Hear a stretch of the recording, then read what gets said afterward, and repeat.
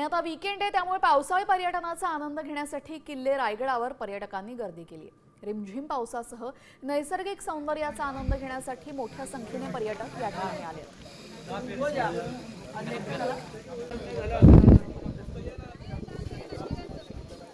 रायगडाचं सौंदर्य हे शब्दात नाही मांडू शकत। इथं येऊनच अनुभव घ्यावा लागेल त्याचा। आणि इथं येऊन म्हणजे अक्षरशः स्वर्ग उतरलेला आहे रायगडावर आज। आणि नेहमी असतं आणि धुक्याची तर पहाटेपासून धुका आलेला आहे इथं। आणि आम्ही सकाळपासून बऱ्याच वेळेस आम्ही इथे आलेलो आहे आणि अजूनही आमची जाण्याची इच्छा होत नाही इथून।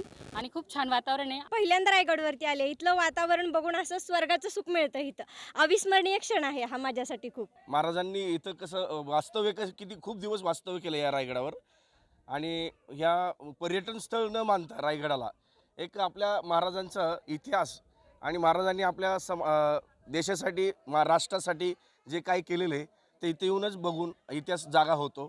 महाराजांच्या आठवणी पुन्हा एकदा जागा होतात।